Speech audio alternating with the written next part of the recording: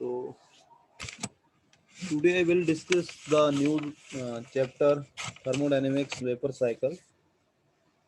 तो सबसे पहले इसकी इंट्रोडक्शन वही है, वो इसके बारे में हम पहले भी डिस्कस कर चुके हैं जो हमारे पास है ये वेपर साइकिल के बारे में. तो we shall discuss the thermodynamic cycle of vapour. In the vapour cycle all the theory remain the same except the working substance which is steam. The steam may be in many form. Example wet हो गया, dry steam होगी, saturated और superheated steam. There are many vapor cycles, yet the following are important from the subject point of view. तो इसमें normally हम जो हमारे पास cycle होते हैं, कार्नोट साइकिल हो गया, हमारे पास रनकाइन साइकिल वगैरह, उसके बारे में प्रॉपर हम इसमें डिस्कस करेंगे इस न्यू यूनिट में. तो सबसे पहले हमारे पास कार्नोट साइकिल.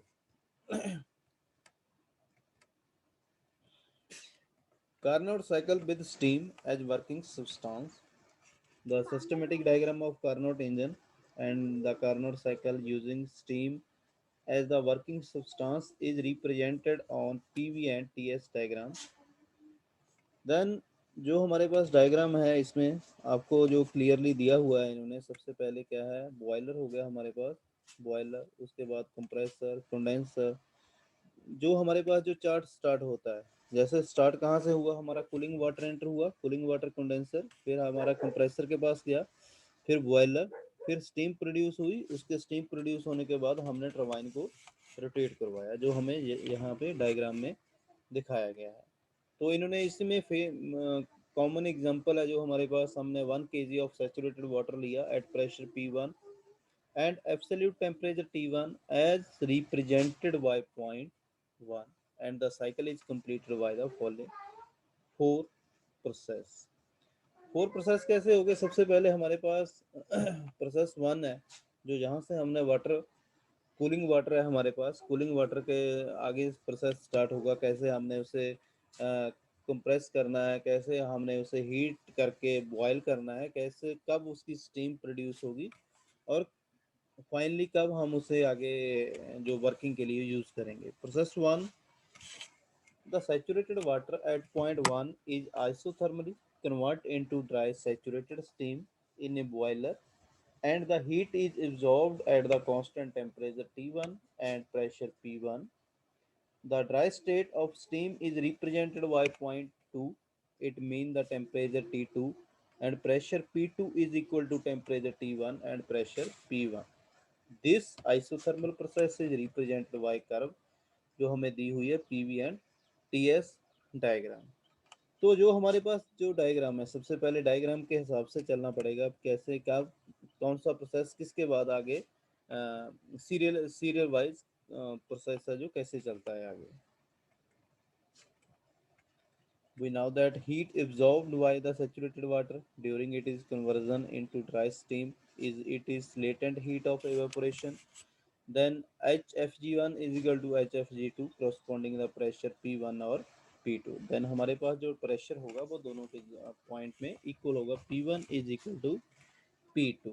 तो इसके लिए जो मैथमेटिकली हमारे पास जो आ जाता है वो है हमारे पास heat absorb during the isothermal process. Then हमारे पास हीट के 1 to 2 change in entropy into absolute temperature. कैसे कब उसकी फॉर्म चेंज हुई, एंट्रोपी का change in entropy into absolute temperature. तो S2 माइनस S1 हमारे पास जो एंट्रोपी आएगा इनटू T1. तो जो हमारे पास इनमें हमने टेम्परेचर दो टेम्परेचर लिए हुए हैं, तो जो एंट्रोपी है वो सभी जगह ऐसी होगी, S2 minus S1 into T1 then is equal to S2 minus S1 into T2, क्योंकि T1 is equal to T1, तो हमारे पास वो इक्वल आ जाएगा. देन सेकंड प्रोसेस हमारे पास होता है जब हमारे पास the dry steam at point 2 now expand isotropically in the steam engine or turbine. The pressure and temperature fall from P2 to P3 and T2 to T3. Since no heat is supplied or rejected during this process, therefore there is no change of entropy. The isentropic expansion is represented by the curve. ये जो second process है, second process में क्या है, भी इसकी entropy change नहीं होगी, एंट्रोपी कॉमन रहेगी, लेकिन जो उसका प्रेशर है और टेम्परेचर है वो चेंज होता रहेगा। Process 3 to 4, the wet steam at point 3 is now isothermally condensed in the condenser and the heat is rejected at constant temperature T3 and pressure P3. It means that the temperature T4 at pressure P4 is equal to temperature T3 and pressure P3। तो इसमें क्या है कि जो हमारे पास T3 और T4 है वो टेम्परेचर कॉमन है, इसी के हिसाब से जो प्रेशर है P3 एंड P4 वो इसमें कॉमन आ जाएगा। तो this is isothermal process is represented by the curve 3 to 4 and PV and TS diagram. Then we know that the area, जो हम एरिया फाइंड आउट करेंगे 3 to 4 and a B to A। Then TS diagram represent the heat rejected to some scale during the isothermal process. तो हम जब इसमें heat rejected find out करेंगे तो उसमें पहले क्या था हमारे पास S2 minus S1 T1 and T2 हमने फाइंड आउट किया था, लेकिन जो हम इसमें जो प्रोसेस 3 to 4 है इसमें क्या करेंगे S2 minus S1 into T3, क्योंकि जो इंट्रोफी है वो चेंज नहीं होगी, वो सेम रहेगी। Then S2 minus S1 into T4। तो इसकी पीवी डायग्राम है, टीएस डायग्राम के बारे में एक बार हम डिस्कस करते हैं। पहले देखो, एक साइड जो वर्टिकल हमारे पास है वो प्रेशर है, जो हॉरिजॉन्टल है वो हमारे पास हमने वहाँ पे वॉल्यूम फाइंड आउट करना है। तो प्रेशर क्या हो गया, P1 P2 दोनों इक्वल है, then P2 P3 and P2 P4 equal है। तो आइसेंट्रोपिक एक्सपेंशन, कंप्रेसर हो गया, आइसेंट्रोपिक कंप्रेसर, आइसेंट्रोपिक कंप्रेसर के बाद एक्सपेंशन। वो हमारे पास प्रोसेस है जो जहाँ पे हमारा प्रेशर कॉमन रहेगा वो हमारे पास वहाँ जो है आइसोथर्मल एक्सपेंशन आ जाएगा। इसी के हिसाब से जो P3 एंड P3 है P4 है वो हमारे पास आ जाएगा आइसोथर्मल कंप्रेशन के बाद। तो ये हमारे पास होगी पीवी डायग्राम, जहाँ पे हमने वॉल्यूम फाइंड आउट किया है और प्रेशर फाइंड आउट किया है। सेकंड है हमारे पास टीएस डायग्राम। वहाँ पे क्या है भी, हमारे पास जो वर्टिकल पोजीशन में होगी वो हमारा टेम्परेचर होगा और जो हॉरिजॉन्टल पोजीशन में होगी वो हमारे पास एंट्रोपी होगी। तो यहाँ पे भी T1 T2 कॉमन है and then T3 and T4 ये इक्वल है एक दूसरे के। तो यहाँ पे वही हमारे पास जो S1 S2 पॉइंट दिए हुए हैं दो कर्व में, एक लिक्विड लाइन होगी। लिक्विड लाइन के मीनिंग क्या है भी, जब हमारे पास वो नॉर्मल उसमें है जो लिक्विड यूज़ कर रहे हैं हम, तो उसके बाद हमने उसे टेम्परेचर हीट किया, हीट करने के बाद तो वो आगे ड्राई स्ट्रीम लाइन के थ्रू यहाँ पे जो पॉइंट कट करेगा उस चीज़ को हम एक दूसरे के साथ अटैच कर देंगे। तो जहाँ पे प्रोसेस स्टार्ट होगा 1 to 2, 2 to 3, 3 to 4 and 4 to 1, जो हमारे पास इंट्रोफी जो टीएस डायग्राम है उसमें। अब process 4 to 1, a wet steam at point 4 is finely compressed isentropically in a compressor till it return back to its original state. The pressure and temperature rise from P4 to P1 and Ts to T1 respectively. The isentropic compression is represented by the curve 4 to 1. Then, since no heat is absorbed or rejected during this process, therefore entropy remain constant.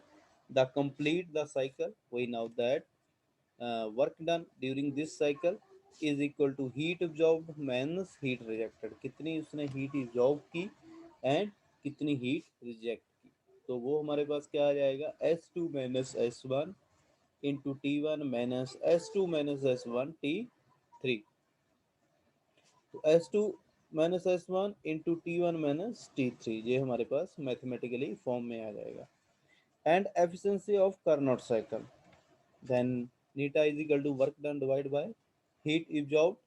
Then work done हमारे पास क्या है, S2 minus S1 into T1 minus T3 divide by heat absorb कितनी है हमारे पास, S2 minus S1 into T1। तो S2 minus S1 के साथ जब वो कैंसिल कर देंगे हम तो हमारे पास जो वैल्यू बच जाएगी वो हमारे पास आएगा T1 minus T3 divide bye T1। तो one minus T three upon T one इसे लिख सकते हैं। ये हमारे पास जो वैल्यू आ जाएगी। अब टी वन क्या है, highest temperature corresponding to boiler pressure P1 is equal to P2. Then T3 is equal to the lowest temperature corresponding to the condenser pressure P3 is equal to P4। हाँ जी पांडे, ये तो आपने पहले किया हुआ है ना सारा कुछ, ये तो इजीली समझ में आ जाएगा आपको। Yes sir. हाँ, जो कार्नोट साइकिल वगैरह है वो हमने सारे पहले डिस्कस किए हुए हैं। Yes sir. अब since the heat absorbed is at highest temperature and rejected at the lowest temperature, the Carnot cycle would give a maximum possible efficiency. Second is we have taken temperature at point 1, 2, 3 and 4. Then temperature हमारे पास T1, T2, T3 and T4. In order to keep similarity between Carnot cycle and other cycle, what some author take it T1 and T2.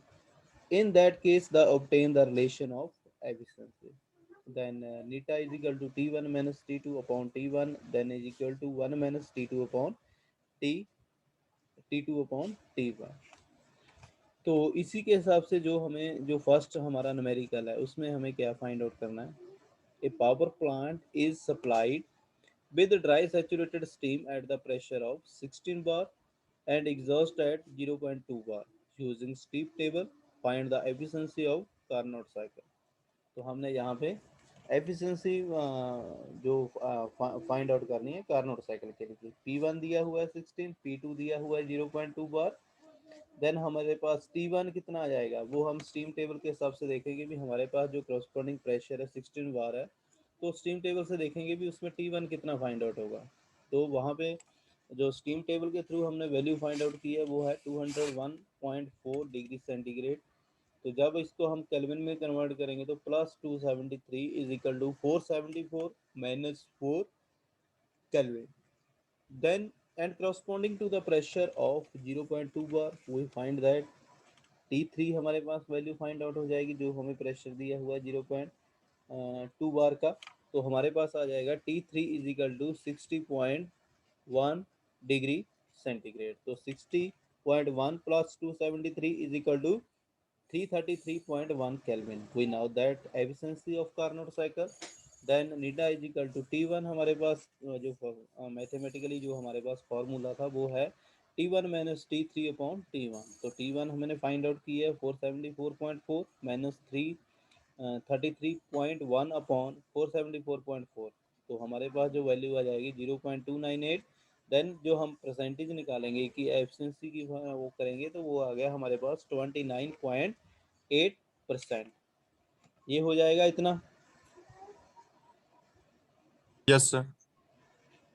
तो इसी yes के sir. हिसाब से आगे हमें जो इसके जो न्यूमेरिकल है छोटे छोटे न्यूमेरिकल है वो आप एक बार अ, निकाल लेना। अगर कोई प्रॉब्लम आई तो मुझसे पूछ लेना, ठीक है। Yes sir. हाँ।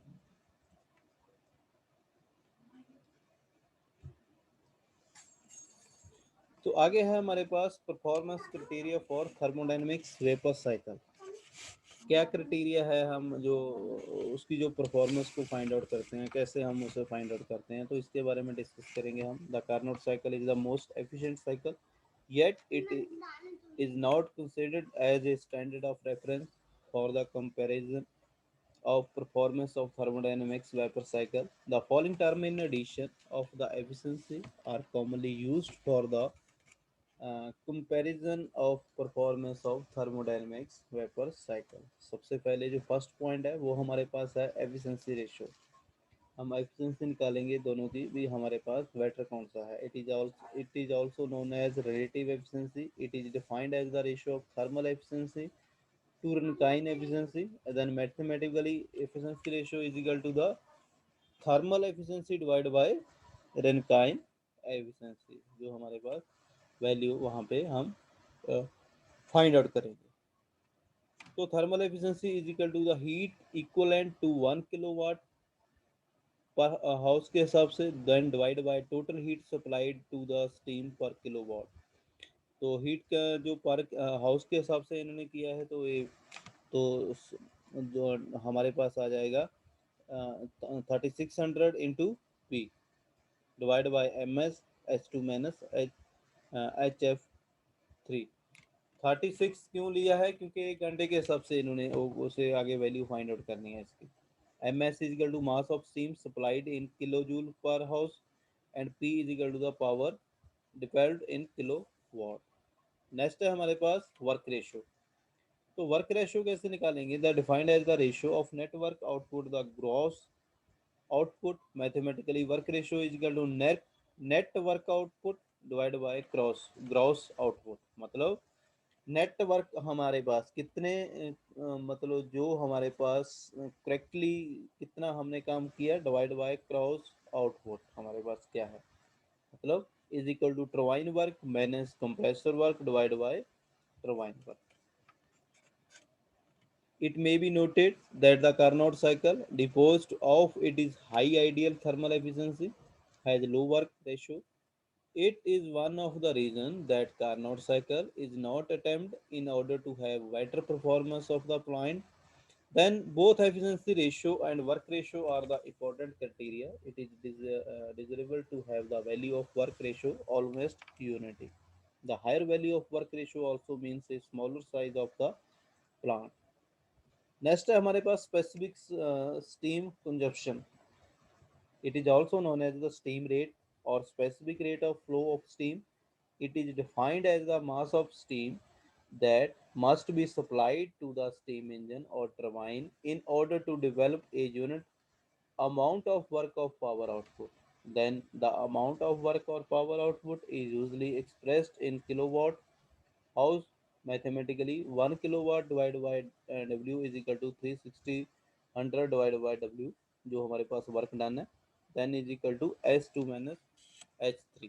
तो जो हमारे पास फॉर्मूला आ जाएगा वर्क डन और पावर आउटपुट का भी कितना हमने वर्क किया है कितनी पावर के साथ, is equal to S2 minus H3 kilo joule per kg। इसमें कोई किसी को कोई डाउट हो?